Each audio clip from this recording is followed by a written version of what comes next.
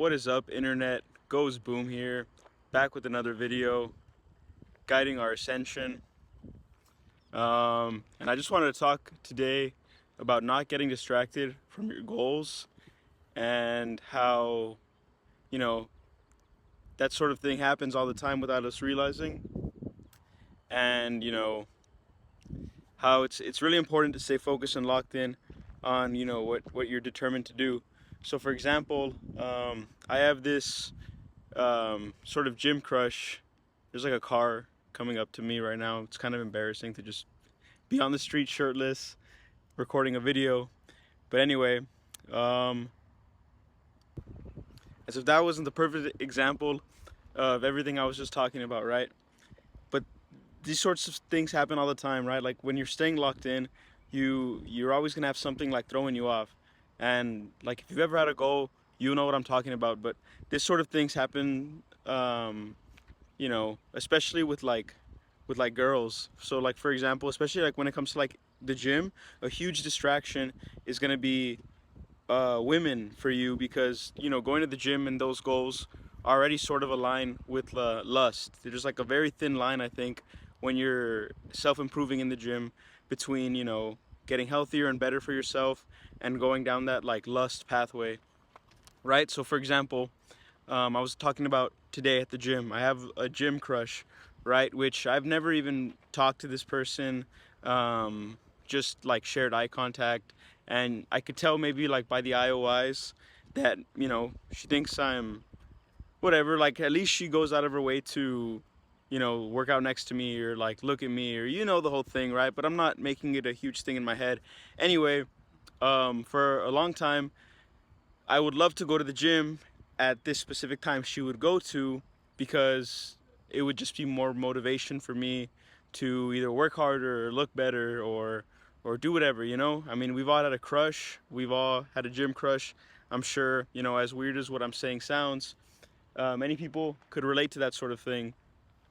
And, you know, while that's cool that I use that as sort of a motivation to go and get better and go to the gym and do those sorts of things, it's actually bad to be motivated by that, by like girls and by sorts of like lust and, things outside of self-improvement. And I'll tell you why.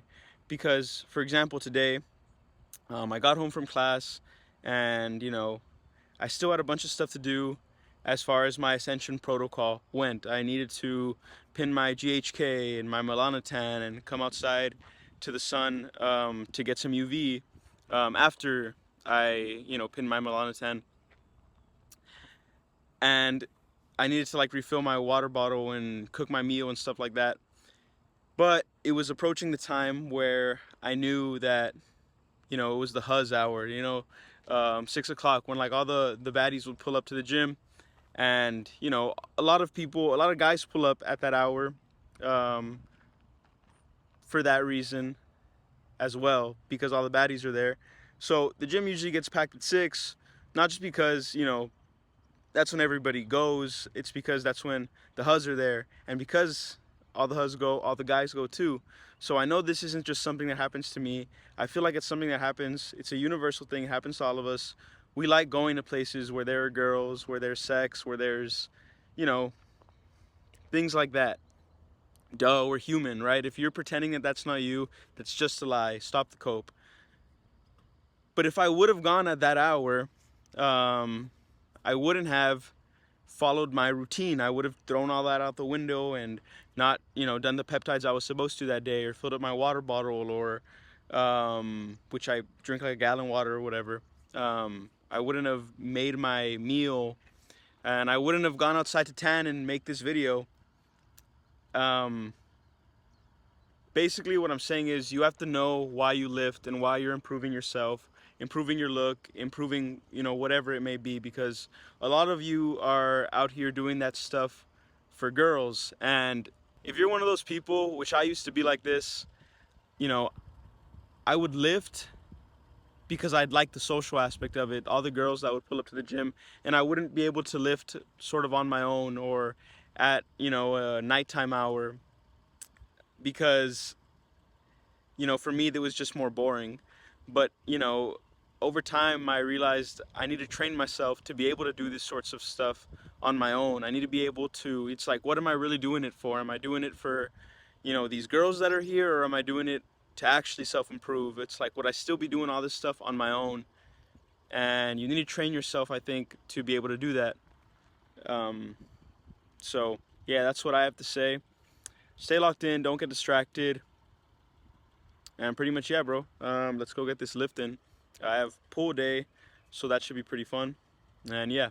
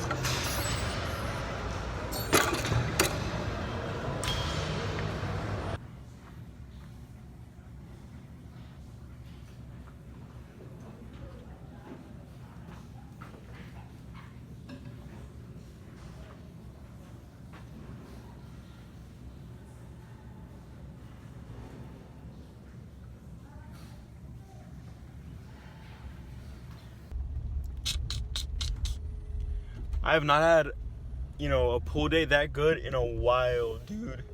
Along with the videos I recorded, I also hit another set of lat pull downs and Beijing curls. I got the lat pull down, my other one. I got another 7, I think, or no, I got 6 for 190. I got 190 for 6, right? Which, bro, those felt smoother than like I'd ever hit 190 before. So I know for a fact my back is like building muscle, which is badass, bro. One day, I hope to like stack the machine, cause Um, I just want to grow my back, bro. I feel like most of my lifting career, I don't know why I say it like that, but most of my time lifting, like I spent the majority of my energy on like the pushing muscles, so like chest and shoulders, which don't get me wrong, like aesthetic chest, aesthetic shoulders, badass, but you forget that your back is actually the one that makes you like the frame, bro. Like to like actually like frame mug, um, that's like pure shoulders and back. Like your chest is cool, but aesthetic wise, the most important muscles are your back and your shoulders, your lats.